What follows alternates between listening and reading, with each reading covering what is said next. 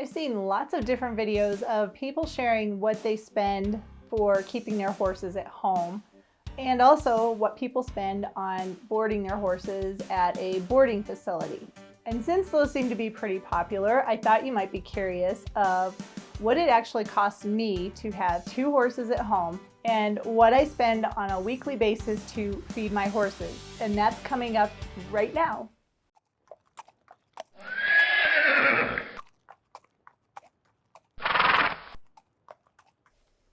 Hello my equestrian friends, it's me Lisa, the Budget Equestrian. Welcome back to today's video.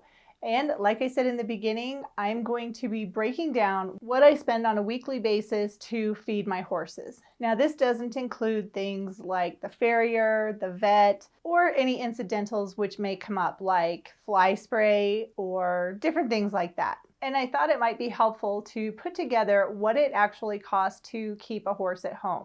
Now keep in mind, this may be different based on where you live and what type of plan you're coming up with for your horse. It'll be different if you keep your horse at home or if you have to keep your horse at a boarding facility. I am really lucky that where I live, I'm allowed to have horses, so my horses get to live with me. This makes it a little bit challenging though, because as I've said in previous videos, I spend a lot more time caring for and feeding my horses than I actually do get to ride them. So you kind of have to take the good with the bad, and I'm very happy that I get to have my horses at home. So I want to share with you what I spend on a weekly and a monthly basis to keep 2 horses. So this is my weekly breakdown of what I spend to take care of my horses.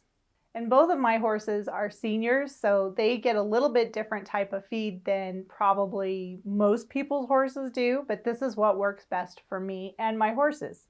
So the first thing on my list is shavings. I go through about 2 bags of shavings a week, and that's basically just to refresh the horse's stalls and replace the bedding that I remove. So buying 2 bags of shavings a week comes up to $11.98.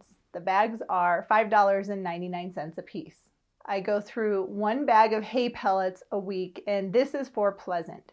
Pleasant has dental issues, so he can't eat hay and process hay the way that Frisbee can. So to make sure he gets the calories that he needs, I make him basically a mush of hay pellets. And I go through about 1 bag of pellets every week.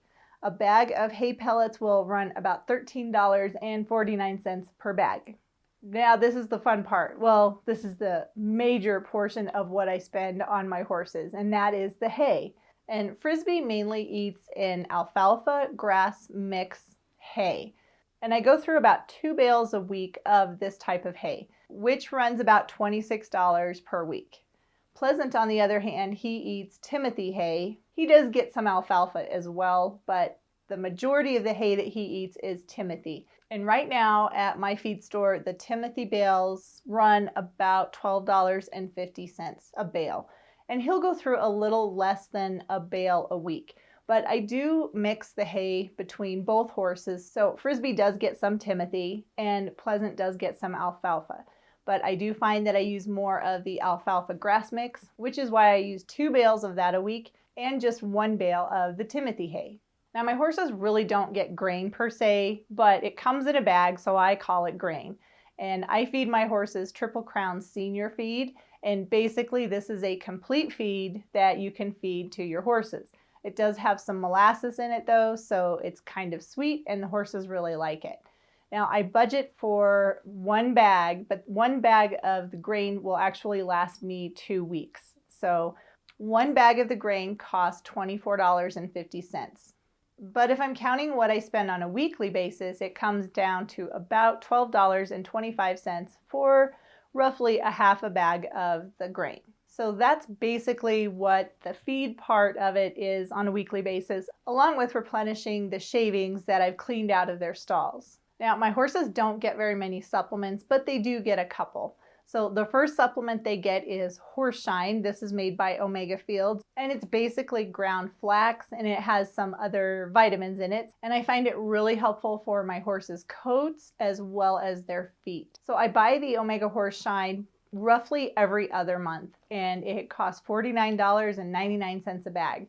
That will last me about 2 months between my horses. So if I broke that down, it would be about $3.83 a week to feed that supplement. And the other supplement that I use for my horses is called an apple a day electrolyte, and it's made by Finish Line Horse Products. And I buy this in a 15-pound container, which will last probably anywhere from 3 to 6 months, depending on how I'm feeding it. And if you factor in the cost for shipping, which is about $10, it comes out to roughly $38 for a 15-pound tub of the electrolytes, breaking that down to a weekly cost of about $1.58. I like giving my horses electrolytes, especially during the winter months, because it does encourage them to drink more water, which we all know is super important for our horses. So on a weekly basis, I spend about $85 a week to feed both of my horses. So $84.96 is about what it breaks down to feed 2 horses. So now if I break down my expenses on a monthly basis, so you can see what I'm spending per month for my horses. Typically I will buy 10 bales of hay, which comes out to roughly $130, 8 bags of shavings, which is $47.92, 2 bags of beet pulp, which is $19.98, 4 bags of hay pellets, which is $53.96, 2 bags of Triple Crown Senior, which comes out to $49 even. And just for the sake of being easy, I said 1 bag of Horse Shine, which is either $45.99 or $49.99, depending on where I find it. And again, this does not include incidentals. This is just for the feed and the shavings, which is basically the maintenance portion of keeping my horses at home. No incidentals are included in this. And my monthly cost is right around $346.85. And if I were to break that down per horse, it would be roughly $175 per horse per month for their feed and keeping their stalls nice and clean. Now, I'm sure you know with horses, there are always incidental costs that come along with having a horse. But hopefully this gives you a general idea of what it costs to keep a horse at home. But like I said, there are always incidentals. There's tack you have to buy from time to time. There are different supplements your horse may need. You might need PDZ for their stalls, which I do use, but I don't have to buy it very often. And of course, like fly spray, shampoos, things like that.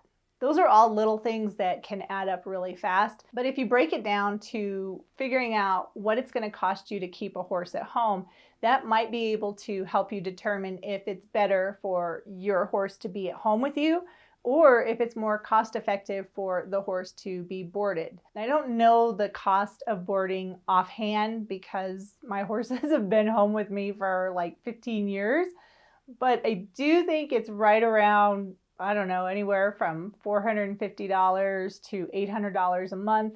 Typically that will be with full feed, but again, it really depends on your location and what services are available at the different boarding barns that you might be considering. So roughly $350 a month is what I spend on my horses for their feed, which really, to me, that doesn't seem that bad. Even if I only had one horse that I was boarding, I would be spending a lot more than that if I had to board him. But thankfully, I am lucky enough to have my horses at home, and I really like that because I'm the one that's in control of their feed. I get to see them on a daily basis, and I'm the one that's responsible for making sure their needs are met, which I think is a good thing.